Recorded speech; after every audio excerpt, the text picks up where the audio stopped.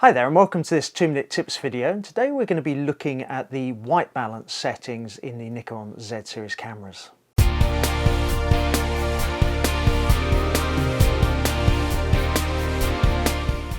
So welcome to this, the 100th 2-minute tip video. When I started this over a year, nearly 2 years ago, I never thought we'd get to 100, but here we are. I've got a few more in the pipeline, so we'll be going for a bit longer.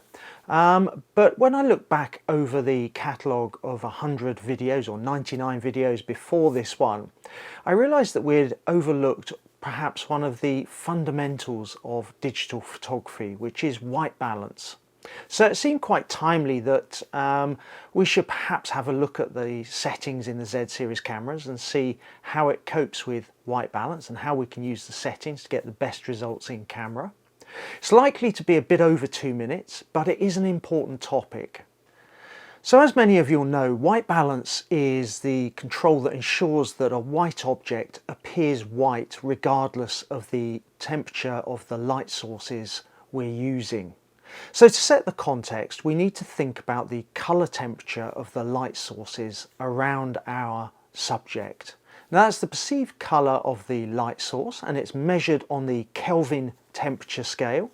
And on that, a lower Kelvin temperature will indicate a warmer light source, so something that's more yellow or red, the setting sun for example. And a higher Kelvin will be a cooler light source, so a more blue light source. Now you can make adjustments to this in camera or in post-production, and if you shoot in RAW this is really easy because you can adjust the temperature setting, the white balance setting, very easily in most post-production software. Now you can do this either to bring a subject to a white look, or you can use it in RAW for example to adjust something to look more warm or more cooler, depending on the style you're looking to achieve. Now in the days of film, it was your choice of film that gave you the particular white balance. You had to select the right film for the right colour temperature or the right lighting you were going to be shooting in. But in modern digital cameras, you can do it in camera or in post, as I say, and therefore the settings we choose are really important. Now in the Nikon cameras there are a number of different settings. There are some auto settings where the camera will adjust depending on the light sources it detects. There are some scene-based approaches which are semi-automatic, and there are manual settings. Now before we get into the specific options, let's look at the various ways you can get to these settings in camera. So out of the box, the function 1 key on the front to the right of the lens and the top button, if you hold that down and you rotate the main control dial, which is the rear one, it will scroll through the different white balance options. Now on my camera, I've changed the function 1 key to be another control. So I have it set on my I button, and you can get into the different white balance modes through my I button. The third option is to go into the menu settings, go to the photo shooting menu and scroll down to the top of the second page where you'll find white balance. And if you go into here, you'll see all the different options. So there are a number of different ways you can set up this important functionality on your camera depending on how you want to use the different controls. So let's start with the auto settings, and there are 4 different options here. There is A0, A1 and A2, and then there's natural light auto. And in these settings the camera will automatically adjust for most light sources including flash. If we look at A0, A1 and A2, they are very similar but have different effects. So A0 is about reducing warm colour casts. And for example, this is used to eliminate a warm cast from an incandescent light bulb, a traditional light bulb. A1 keeps the overall atmosphere and partially reduces warm casts.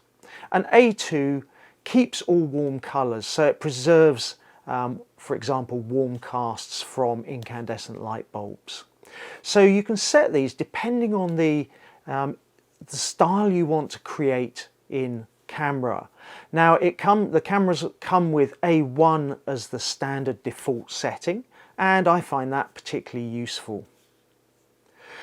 If we look at natural light auto, and this has a little sun icon with A next to it, then what this does is when you're shooting in natural lighting situations, you're perhaps out in natural sun or you're in the shade outside, but where you've got natural lighting, it tries to replicate what your eyes would actually see.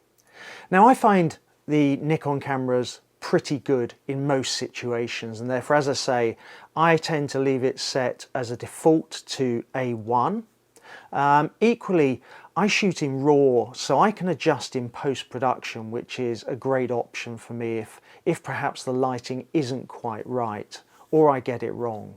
But for specific situations, there are some tailored settings in the menus, and you can choose, if you know you're going to be shooting in a particular lighting situation, you can set a more tailored approach. And these include direct sunlight, cloudy, shade, incandescent, fluorescent, and within fluorescent there are 7 fine-tuning settings where you can adjust it to different types of fluorescent lighting that you might be shooting with, and which all have very different colour temperatures. And then finally flash, which is tuned to shooting when you've got studio strobes. So these can be really great if you know you're going to be shooting in a particular lighting context, and it will help the camera to really zero in on getting the right white balance. Now the auto and what I call semi-auto settings are great for use with stills, because with stills the white balance is at a specific moment in time, therefore it's relatively straightforward even when you've got multiple light sources. However, if we look at video, then we're shooting over time, and you may be shooting in a variable lighting situation. For example, you may be in direct sun and then a cloud will come over the sun and then the cloud will move away again, so the white balance changes, and our eyes are really good at picking up the subtle differences and really picking out where they're not natural. And therefore what we can do, we can either try and control our light sources, so perhaps shoot your video with your subject in the shade where it's less variable. Equally, if we use the auto functionality in the camera will try and adjust depending on the changing white balance, and this will look quite noticeable in your videos, and it's quite difficult to correct in post-production with a video. And therefore it's best to use a fixed Kelvin temperature when you're shooting video and tune that to your primary light source. And this is where the choose colour temperature setting comes into its own. In this you're able to dial in a specific temperature from between 2500 Kelvin up to 10,000 Kelvin. And as I say, you want to tune this to your primary light source. So this is great where you're perhaps using a constant LED light source where you know the temperature of the light, or you can dial in a specific temperature.